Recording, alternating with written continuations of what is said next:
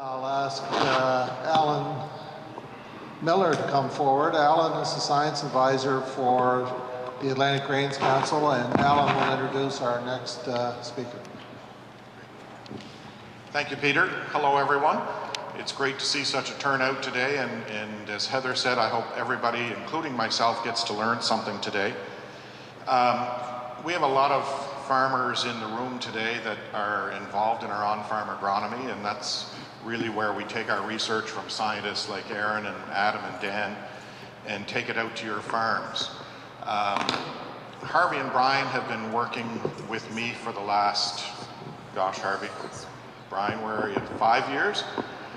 And this year coming up, we're going to have a transition in that program. I'm going to back away from on-farm agronomy, and Misty and the team from LP Consulting will be taking over on-farm agronomy on PEI.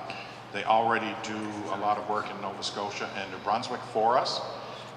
They have a very deep team, and Harvey and Brian are going to have an opportunity to work with them this spring. And I'm going to kind of move on and take a look at the future. One of the things I want to look at as we get ready, somebody has to be getting ready 2 years before the next round of research funding, and that's going to be me. Looking at what our research priorities need to be going ahead. We had a lot of input from farmers across Atlantic Canada on the work that we're doing now. And as part of that process, I'm going to hand index cards out to all the tables. If anything you see today triggers an idea or a thought that we should be looking at in research, hand them in to me or leave them on your table. We'll check the tables afterwards.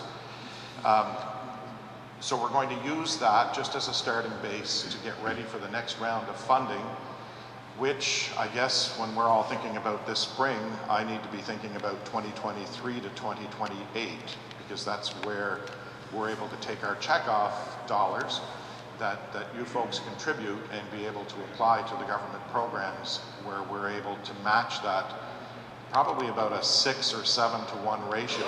So for every dollar you put in, we're accessing $6 or $7 in research programs. The other thing we need to do is to continue building our voluntary checkoff. It's the only voluntary program in Canada, and we're actually running at a higher retention rate than even in the prairies, where it's mandatory. So we're quite proud of that, but we need to grow that because the demand for research seems to be growing, and we're able to hopefully provide information back to you that's going to either save you money on your input costs or grow your yield. And you're going to see a lot of examples of that today. So with my role changing, Misty Croney is here with LP Consulting, and she has been working in the mine, as Peter put it. She is mining our data. So one of the priorities that growers told us over the last couple of years is we're not getting enough information out of our data, and poor Misty's been locked away working on that, and she brought 2 of her team back there, Courtney and Tara, if you can stand up. And this is one of the great things about LP Consulting. If Misty's not available, Tara or Courtney are available, and they have a really good deep team of agrologists. So Misty joined LP Consulting in 2007. She graduated from NSAC in 2000 with a degree in animal science. So we're going to leave that to you to explain how you... I grew up on a beef farm. Okay. And she became a partner in LP Consulting, I think 2018? Yeah. Yes. Yes. So Misty lives in Nova Scotia with her husband and 2 boys, and LP is looking at expanding into PEI, and I'll leave Misty to talk more about that. And if you have any questions on that transition, you can either see me or Misty, and we can sort that out for you. Chances are on the farm, you're not really going to see any difference. Harvey and Brian will be lining up trials for the spring. And just one last comment, if there are people in the room who are interested in doing on-farm agronomy on their farm and they have not participated in the past, please come forward, because we continue to look to expand the number of farms that we're active on. So with that, we'll turn it over to Misty. Just one comment. There's no break this morning, so if anybody wants a refreshment or anything, they're at the back of the room. Please feel free to grab one when you need it. Thank you. Alrighty, hi everybody. Thanks Alan for introducing me. I'm going to leave you in suspense about the mining of data that I've been doing until after lunch, because it's specifically about soybeans. And then this morning I'm just going to take you through all of the research that we've gathered on the trials that we've been doing so far. So the first thing we'll be talking about is our soybean trials. We've got seeding rate, fungicide, and fertility trials. For peas, there was a gypsum and seeding rate trial. Oats, nitrogen fungicide. Corn, we had some boron and sulfur trials, both on staplage and high moisture corn. And in winter wheat, we've got some trials in the ground right now on planting date and seeding rate, and then the barley nitrogen application trial. So first up is the soybeans. We've got pretty extensive map for the sites that we've had our soybeans on. It covers the Maritimes quite well. And the first trial I'll talk about is the seeding rate. This is one I'm going to go into more detail after lunch, but we've got over 40 sites in the Maritimes over 5 years. It's the second year with our low seeding rate. So the first couple years we did 130, 160, and 190,000 seeds per acre. So then we wanted to see how low we could go before we started to see that yield fall down. And so then we started doing the 190, 110, and 130. We have a minimum 1 acre plots, and we harvest a minimum of 1/4 of an acre. So when you worry about fluctuations in your field, slope, there's a wet spot here, that kind of gets captured in the on-farm agronomy side, where with a small plot, I love the small plot work because it tells you if something's going to work or not, and then we can take it out to the field, put it on your farm, and see if we see the same results large scale. So the protocol for the beans, right now we just have the initial results. We don't have any stats done on this, and that's the same for the trend analysis that I've done for after lunch. The following is based on seeding rate, not emergence. That's a really important distinction, is that we calibrated the planters and based our seeding rates on that. And after lunch, I'm going to talk to you more about the emergence, previous crop, and the equipment that we used, and if there was any differences in that. So this is our overall yields that we got for 2019, with PEI is kind of the brownish orange, and the Maritimes is the blue. So you can see that the Maritimes overall, there was no difference between your seeding rates of 90,000, 110, and 130. And even in PEI, even though your yields were less, no difference. So I'm going to get into more about that after lunch, because that's cool. When we look at the seeding rates from 2015 to 2019, we've got 90, 110, 130, 160, and 190. We're still not seeing a whole lot of difference. The Maritimes is on the left-hand side, PEI is on the right. PEI, you see a bump at the 160, the lower yields. We have less trials, so our N numbers are a little lower on those ones, but when you look at the Maritime averages as a whole, not a whole lot of difference. We'll get into that after lunch. So the next thing we looked at was our fungicide trials. We have 34 sites across the Maritimes from 2015 to 19. The fungicide treatments were done at first flower, at full flower, with a control with no fungicide, and then we also added a double application. So we had your first flower, second full flower, and then both. We used Allegro, Acapella, or Stratego Pro, and again, no stats, initial results. And what we're seeing is that we got a little bit of a bump in the Maritimes when it was applied at first flower. Is this my laser? Right here. But when we look at PEI, not a whole lot of difference. And certainly that 0.05 is not going to pay for your fungicide. I think in Nova Scotia, we were seeing more white mold pressure than we were in other provinces, which is why when we look at the Maritime data, we're seeing a bit of a bump in yield. But overall, we're not seeing a whole lot. So it's going to be fun to start digging into that data next. When we look at the yields from 2015 and 2019, so we should have disease pressure in those 4 years, you can see that the double application is giving us a bump in yield. This is going to pay over our control for that fungicide application.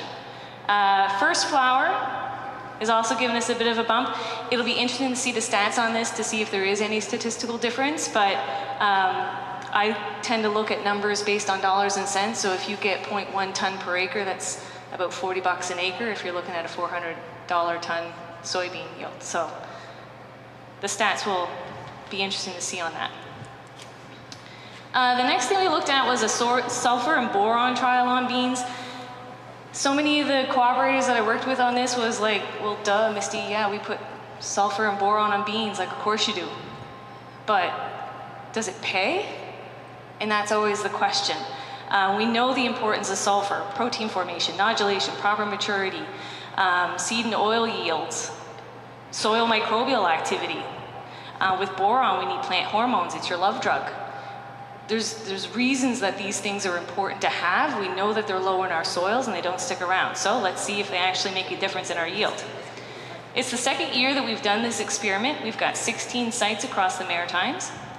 We set up the trial with no sulfur or nitrogen. Then we added some sulfur, 30 pounds, all applied as sulfate. Then we added, with our sulfur, 30 pounds of nitrogen. And then with our 30 pounds of sulfur, we added 60 pounds of nitrogen to see if there's a difference. All the sulfur was applied in the sulfate form. Again, initial results, no stats. And this is what we found. So across PEI in the blue, you can see, oh, thank goodness. You can see that the 30 pounds of sulfur with no nitrogen in PEI is giving you the highest yield. The highest yield across the Maritimes was the 30 pounds of sulfur and 60 of nitrogen, followed by the 30 pounds of sulfur and 30 nitrogen. Basically, what I take away from this graph is, throughout the Maritimes, beans like sulfur. Yay! We were right. The next thing we looked at was the soybean boron trial. It's the first year of the trial. This was a pretty cut and dry trial. We took a field, we sliced her in half, put boron on one side, no boron on the other, the same fertility across the entire field with the exception of that boron. Minimum 1 acre plots, no stats. And what we found was actually really interesting because we found that that additional boron really did not deliver us the additional yield we were hoping for. So I thought that we were going to see a higher difference in yield based on that boron. Now, it's going to be interesting as we continue this trial and we get more data and we can compare it to weather, if we're seeing anything in there, because boron is taken up through the plant by water. If you have a really dry summer, if it's really dry during flowering, that might play a part. There's a lot of different factors around the boron that might be hidden and not showing in these yield data that we can discover later. Some peas. We've had 2 sites in PEI and 2 sites in New Brunswick for the pea gypsum sulfur trial. And the idea was that we wanted to see if we could use gypsum as a source of sulfur. So the gypsum has 23% calcium and 18% sulfur in it, and we compared that with a section of the field with no sulfur. And the yield is showing that throughout the Maritimes, so this would be PEI and New Brunswick, that the sulfur in the gypsum in 2019 really did diddly squat, which is really disappointing because you would think that that additional calcium and the additional sulfur would really affect that plant. Even adding the calcium to the soil is going to improve your soil tilth, and we just didn't see that in the yields this year. Now that's not to say that as we get more plots done and we start to get a bigger data bank of data that we can see a difference in yield, and so that's why it's important that we get multiple years for these trials. The seeding rate trial is probably my favorite results that I saw up here. Alan's kind of laughing because he thought so too. It's the first year of the trial, but what we did was we saw the 75 seeds per meter squared, the 90 to 100 and the 125. It's the first year data collection, and that 125 is actually a common farmer rate. And so then we just went back from that. And what we found was there was an increase in yield when we increased our seeding rate, which is fantastic. That means that we're not wasting our money when we actually plant more seeds per acre. Again, this is a brand new trial. We don't have a whole lot of plots, there's just 4. But so far, the data is looking really promising, and it'll be nice to continue this and see where it goes. So for oats, we did an oat nitrogen fungicide trial, 2 sites in New Brunswick with 2 varieties, and the purpose was to measure the effective yield of the nitrogen amount with fungicide and no fungicide. So it's a fairly complicated and simple experiment all at the same time. And credit to the farmer who put this together, because there was a lot of plots. So it's kind of easier to explain it when you look at it this way. We've got 45 of nitrogen, 45 pounds of nitrogen, and then 40 pounds of nitrogen added as a top dress with a growth regulator, again without the growth regulator, with fungicide, without fungicide. Then we change the top dress amount. So then we have, instead of 45 and 40, we have a 45 and 20. With fungicide, without fungicide, with growth regulator, without growth regulator. And we can see that the additional nitrogen with the growth regulator and the fungicide performed better than without it. The fungicide had a bump on the trial without the fungicide. And that was seen, with the exception of this one here, straight through the entire trial, which was, I thought, kind of interesting. So we're seeing in a nutshell, we're seeing a difference in yield with our growth regulator, and we're seeing a difference in yield with our fungicide application. Corn. There was a corn boron sulfur trial from 2018 and 19. We had sites in New Brunswick with snaplage. We had sites in Nova Scotia and PEI with the high moisture corn. The purpose was to measure the effects of boron on corn yields alone and in a combination with sulfur. 3 treatments, the control was no boron or sulfur. Then we added boron, and then we added boron and sulfur. Minimum 1 acre plots, no stats yet. And this is what we found. So sadly, our yields were not very favorable this year. I don't have to tell anyone in this room about that. But instead of focusing on the numbers, we can focus on the trend. And what that's showing us is the green is our snaplage, the yellow is our high moisture corn. So when we have no boron or sulfur, our yields are lower than when we add boron and sulfur. And we saw that consistently, whether it was through snaplage or high moisture corn. Typically, when I'm working with farmers, I'll have boron applied in the top dress so that you can have it there for tassel, because you need it there for your fertility. Here we've collected the 2018 and 2019 data, and we're seeing the same thing. There's our snaplage. We're seeing an increase in yield when we start adding the sulfur and the boron compared to no boron and sulfur. With the high moisture corn, it wasn't quite as straight of a trend when we add the 2 years together, but it'll be nice to have future years added to this, and we can really get a strong idea of what's going on. Winter wheat. We have an early and late seeding rate. It's the first year of the experiment. We're going to be collecting the data in 2020. The fields have been planted. They're growing right now, and hopefully winter is kind to us and we get some winter wheat growing in the spring. And we're building on the 2016 and 18 trials, which used planting dates of September 15th to 30th, and then the late planting date was October 1st to 15th. With the help of Sonny at Perennia, he put together early and late seeding dates based on growing degree days. Rather than just picking a day on the calendar, he looked at historical growing degree days and was aiming for a 450 growing degree day for early planting and 250 for late planting. That ended up pushing our late planting date to October 15th to 30th. So a lot of the participants that did this trial with us, boy, they were wincing. They're like, what if I can't get on? I'm like, well, we have to try and see.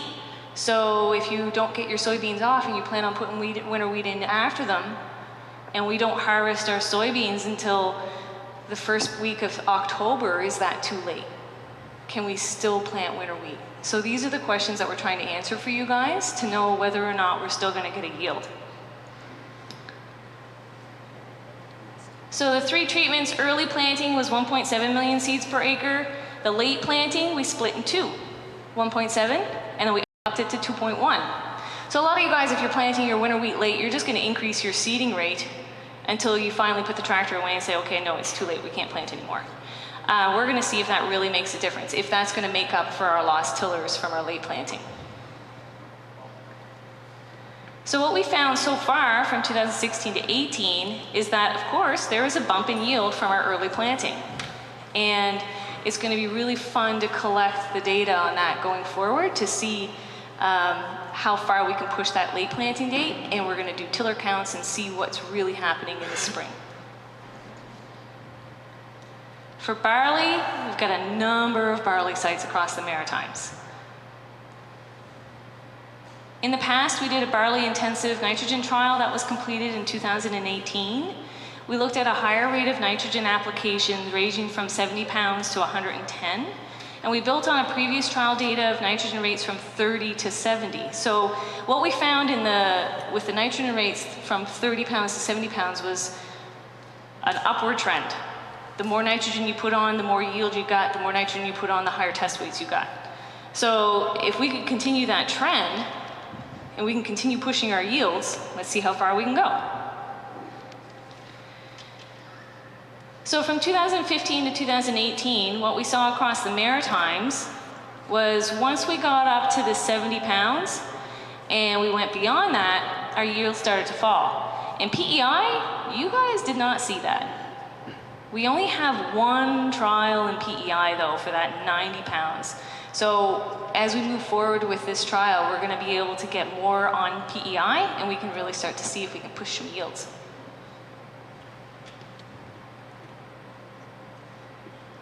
This year we did a trial with 2 sites in Nova Scotia, 2 sites in New Brunswick, and 4 in PEI on intensive nitrogen applications, but splitting applications, as well as using ESN. And I don't know if you guys in the room are familiar with ESN. That's your environmentally smart nitrogen. So that is only released when there is the right amount of moisture and the right amount of temperature. And we also used a non-leaching agrotane. So there's different types of agrotane. You can get the agrotane that helps with denitrification, and then you can get the non-leaching. We were hoping that that non-leaching was going to help us with the wet spring that we had. So our results for yields with all of the nitrogen up front, 80 pounds. We've got 80 pounds split pre-plant and top dress. Top dress was done at elongation. We have our 80 pounds at planting with a blend, 60% urea and 40% ESN. This upfront 80%, that was all urea. And then we have our pre-plant, 80 pounds of nitrogen, but we have it all coated with the non-leaching agrotane. PEI is in blue, Maritimes are in this orangish brown color, and what we're seeing is the biggest yield in PEI was from the ESN. The rest of them stayed pretty consistent. So it'll be great to get stats on that, see if there's any statistical difference, and to do some economics because the non-leaching agrotane is expensive. If it works, fantastic, but if I'm gonna recommend it to you, I want it to make sure it pays. The test weight was something else we really wanted to look at because in our initial trials that we had done, the test weight increased with the nitrogen applications. PEI came ahead of the Maritimes with test weight on every plot, so congratulations, you guys rocked on that. And we really didn't see a whole lot of difference with the test weights until we got, interestingly enough, to this pre-plant agrotane, and they seem to be a little bit lower. The split pre-plant top dress, this was actually the highest, but it certainly wasn't the highest yield. So we'll start weighing that out and see what comes of that. I took a look at all of the results when we combined the first nitrogen application trials as well as our 2019 data. These are the 2019 data. So it's not really fair to compare those 7 or 8 sites with the 25 to 32 sites that we have for our previous trials, but it's going to be really interesting to see as we continue this trial. It's the first year. As we continue getting data from that, we can line it all up with the rest of it and see if we can see a steady increase in yield over here that we did over here, if we can start topping our 70 pounds pre-plant by mixing it up, by changing application timings, by changing products. The test weights on the combine, the highest test weight was actually from this year, which kind of surprised me, and that's the 80 pounds split application.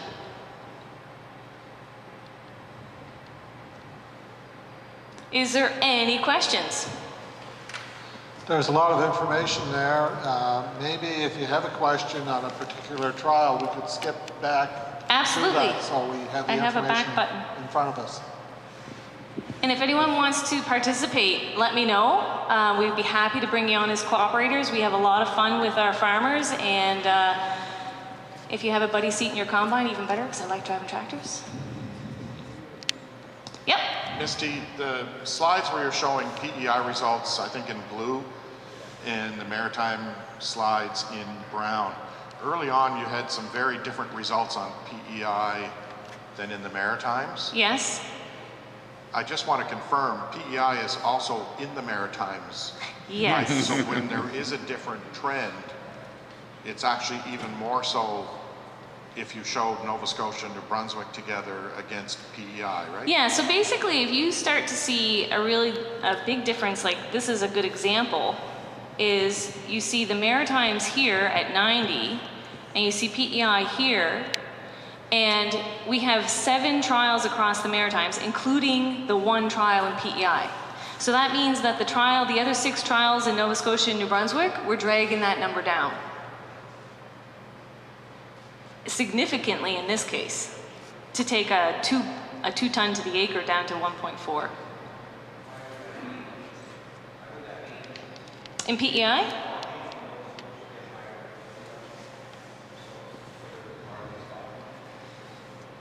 Could be, we do a lodging rating, so we can look into that data. We do have that data. And the other thing is you guys could have had one really great field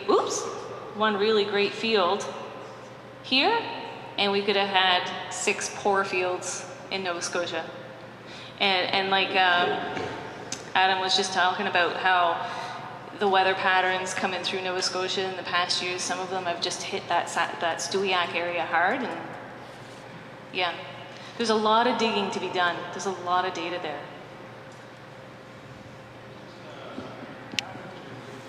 Fertilizer be applied.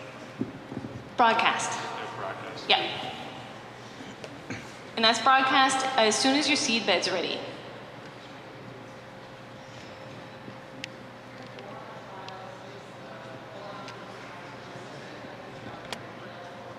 Oh, that's actually a really good question.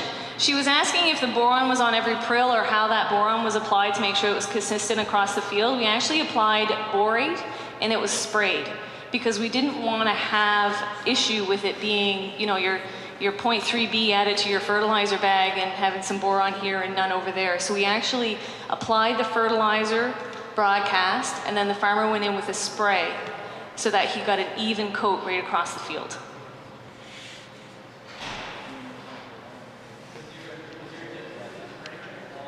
Pardon? I believe that was applied in the spring.